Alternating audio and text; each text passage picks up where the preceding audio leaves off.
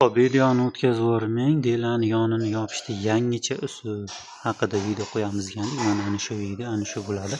Mana qarang qancha yaqindan ko'rsatyapmiz. Teglan yopishi, mana bu yoqlar qanaqa ajoyib holatda. Shunga reka yopishtirilmagan, hali hech narsa qilinmagan, kleylanmagan ham. Hop. Mana orqasi, keyin razmerlari videomiz ozgina cho'ziladi, foydali bo'ladi. Mana bu yoqda mana qarang.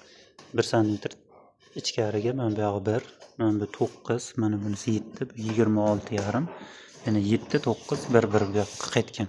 Shunda mana bu atkosimiz kelyapti 9 sm atkos bo'lyapti. Mana bu yoqqa qarab, mana 9 niki 9 bo'lyapti. Mana buniki 5 sm bo'ladi. Bu yoqqa qarab 9 dan keyin 5 sm olasiz. Ana shu holatda kelib chiqadi mana. Tekis to'g'ri bo'lib keladi, mana ko'rishlaringiz mumkin. O'zi videoda ko'rinib turganda ham o'zi tekis turadi. Bundan ziyod og'irsangiz mana bu qiyshiq bo'lib qoladi. Mana bu yoqqa qarab ana shu holatda bo'ladi. Mana ko'rishlaringiz. Hozir orqalarini ko'rsatib o'tib ketaman. Bu videomiz cho'zilmasligi uchun kesib tayyorlangan, faqat tushuncha berib o'tib ketiladi. Shunday qilib taxlasangiz ana shunday chiqadi. Inshaalloh orqasini ko'rsatib o'tib ketaman. Shunaqa mana video uzmasdan olinyapti orqa tomoni mana. Bu alohida detal. Mana bu yoq qayrilgan, mana uzmasdan qayrilgan. Ayrim ustakalarni ko'rgan bo'lsalar, unda qirqib nima qilinadi, o'ynamaydi mana bunda. Butunlay qayirsa, buni tagiga 1,5 sm qayiraversa bo'ladi. Mana bu yoq 2 sm, buni 1,5 qilgan, mana bunga borib tiralib qolmaydi. Mana shunaqa ajoyib holatda chiqadi. Xo'p. Bunda yangilikda nima? Yangilik bo'lyapti bu yoqda.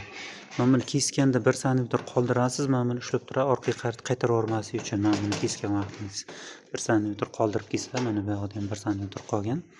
Xo'p, mana shunisini ham xalaqit bermas uchun mana shu olib tashlaganingiz yaxshiroq. Mana bu yoqqa reka ham qo'yilgani yo'q, kleylangani ham yo'q hozir. Kleylangan bo'lsa o'zi bilinib turardi. Xo'p, bunda yangiligimiz mana bu yoqdagi bo'lyapti. Yangilik mana bunga qaytgani. Buni qaytib kesib tashlasa ham bo'ladi, lekin buni qoldirganimiz sababi bor. Video oxirigacha ko'rsanglar, hozir ko'rsatib o'tib ketaman. Mana bu yoq hali tayyorlanmagan. Mana ishlatadigan tunkamiz ham shu yerga ketyapti. Xo'p, mana bu yoqda tayyor holati mana. Ko'rishlaringiz mumkin. Ana bunaqa holatda uni qolgani sababi mana bu shuruplarni urish. Mana bu yoqdan qaraganda ham juda ham ajoyib holatda. Xo'sh, mana bu yoqlarni ham xuddi shunday. Ikkita qilganmiz, bitta qilsa ham bo'lardi.